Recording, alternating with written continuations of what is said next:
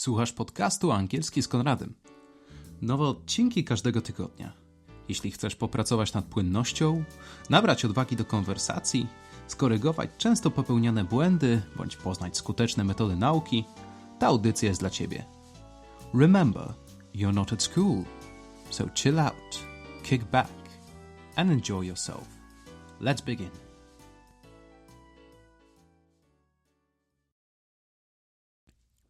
Witaj w kolejnym odcinku. Zanim zaczniemy, pozwól, że pokrótce przypomnę, jak możesz wykorzystać mój podcast. Jeżeli czujesz się pewnie ze swoim angielskim, wystarczy, że przesłuchasz audycji. Dla tych z Was, którzy potrzebują odrobiny pomocy, pamiętajcie o notatkach do odcinka.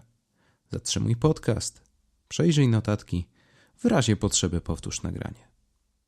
Zapisz się do newslettera za pośrednictwem strony angielskiskonradem.pl, by otrzymać natychmiastowy dostęp do notatek z tego i wszystkich poprzednich odcinków. Dostaniesz również powiadomienia o nowych odcinkach. Jeżeli masz pytania, uwagi bądź sugestie, skontaktuj się ze mną za pośrednictwem adresu angielskiskonradem@gmail.com bądź za pośrednictwem fanpage'a Angielski z Konradem na Facebooku. Switching to English. Greetings! I hope you are all well. Welcome to another episode of the podcast. I'm your humble host, Conrad, and I hope you enjoy the show. Today's episode is dedicated strictly to vocabulary. So we will skip the separate vocabulary section.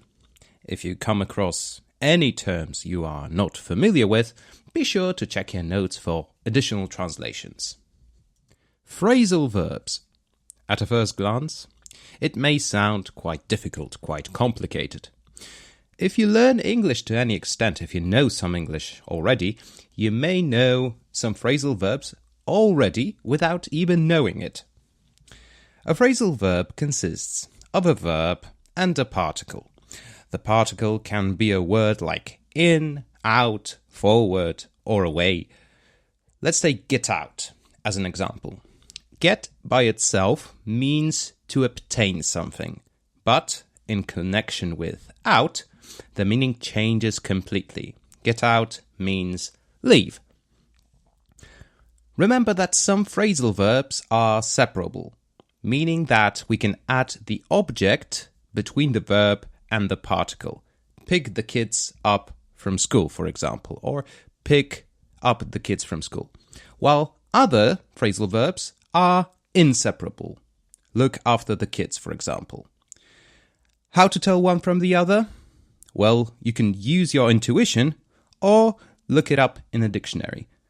For your convenience, every phrasal verb mentioned below is described as either separable or inseparable. Before we move on, let's address the elephant in the room. Why should you bother with learning phrasal verbs if there are perfectly fine words for them? The thing is, you don't have to. However, natives use phrasal verbs all the time. If you want to speak like a native or even understand what they're saying, it's worthwhile to familiarize yourself with a phrasal verb or two.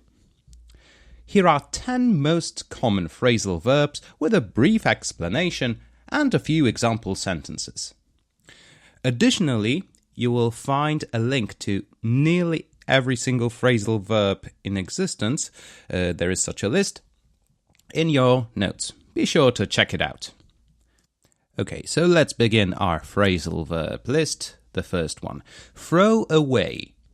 Throw away. Throw away is separable, and in Polish it means wyrzucić. When we throw away something, we discard it. Litter, old clothes, things that are broken, things we no longer need. These are good examples of things we throw away. Janice threw some stinky cheese away. Janice threw some stinky cheese away. Don't throw away my cheese, Janice. Don't throw away my cheese, Janice. Give up. Give up. Give up is inseparable. It means poddać się. When you give up, you admit defeat. If it sounds a bit old-fashioned, that's because it is. You can use the negative to encourage someone to continue. Naturally, giving up is something you should do as seldom as possible. Don't give up yet. I know you can do it. Don't give up yet. I know you can do it. Give up, Clarence. You are surrounded. Give up, Clarence. You're surrounded. The next phrasal verb on our list is hang out with. Hang out with. Hang out with is inseparable. In Polish, it means spędzać czas z kimś. Instead of saying that you spend time with someone and do some fun stuff, nothing specific really, you can say that you hang out with someone. I hang out with George every day. I hang out with George every day. Brenda must have took a liking to George. They hang out with each other every day. Brenda must have took a liking to George. They hang out with each other every day. Next phrasal verb is hold on. Hold on. Hold on is inseparable, and in Polish it means czekać. When you ask somebody to hold on, you ask them to simply wait. Usually not for long. Hold on. I've still got some things to do. Hold on. I've still got a few things to do. I'll just grab my bag. Hold on. I'll just grab my bag. Hold on. Phrasal verb number 5 is hurry up. Hurry up. Hurry up is separable, and in Polish it means ponaglić, pospieszyć się. If you want to tell someone to move quicker or do something in a timely manner, you tell them to hurry up. Would you hurry up? We're going to be late for the chicken chasing contest. Would you hurry up? We're going to be late for the chicken chasing contest. You'd better hurry up. The time bomb is going to blow in a few seconds. You'd better hurry up. The time bomb is going to blow in a few seconds. The next phrasal verb is screw up. Screw up. Screw up is separable, and in Polish it means schrzanić. To screw up means to do something very badly or to fail. When you fail, when you do something very badly, you say you screwed up. As with giving up, screwing up is something you shouldn't do too often, but you should welcome it as a learning experience.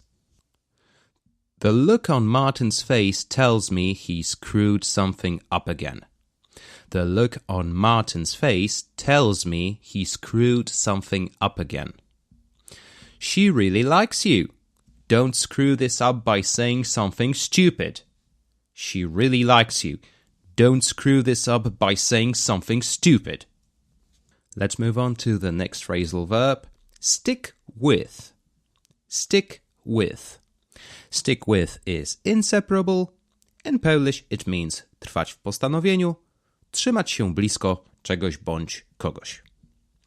When you stick with something, it means that you commit and don't quit. Cringe alert. In case of people, to stick with someone means to stay close to a particular person. Gretchen has been sticking with skateboarding for 10 years now. Gretchen has been sticking with skateboarding for 10 years now. Stick with Daddy, or you'll get lost. Stick with Daddy, or you'll get lost. Okay, next phrasal verb. Try out. Try out. Try out is separable, and in Polish it means wypróbować coś bądź kogoś. When you try something out, it means you want to find out whether something will fit. Naturally, it can refer to clothes, apparel, or sporting equipment. Mark my words, I will never try out pink cargo trousers. Mark my words, I will never try out pink cargo trousers. It's time to try my new skateboard out. It's time to try my new skateboard out. As said before, you can also try out people to see whether they are fit for a particular job or sport. For example, Michael tried out for the national toe wrestling team and got in. Michael tried out for the national toe wrestling team and got in. The next phrasal verb. Talk to. Talk to. Talk with. Talk with. Both are inseparable and they both mean the same in Polish. Rozmawiać z kimś. That's probably the most common phrasal verb from our today's selection. I'm having trouble with an explanation here. Okay, you're having a conversation with someone and you use it to say who you are addressing. The person is the focus, not the topic. You can use either to or with. It makes no difference really. I would like to talk with the manager. I would like to talk with the manager.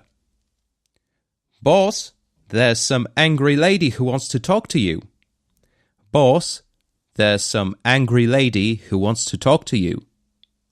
Right, final phrasal verb for today. Check in. Check in. Check in is separable and in Polish it means zameldować się. You should be familiar with the term if you use this feature in Facebook. When you check in, you announce that you are at some place or event. Usually you check in at the airport before the flight or a hotel for your stay. It's smart to check in at the airport at least 4 hours before your flight. It's smart to check in at the airport at least 4 hours before your flight. I got a notification that Jared checked in at this hipster cafe downtown. I got a notification that Jared checked in at this hipster cafe downtown. So, here you are. 10 super easy phrasal verbs you can use in everyday conversations. Now it's up to you. Try to come up with your own sentences or, better yet, try to find them in a book you read or a film you watch. Thank you for listening. And that's the conclusion of today's podcast. I hope you enjoyed it. Thank you for listening. I'll talk to you next time.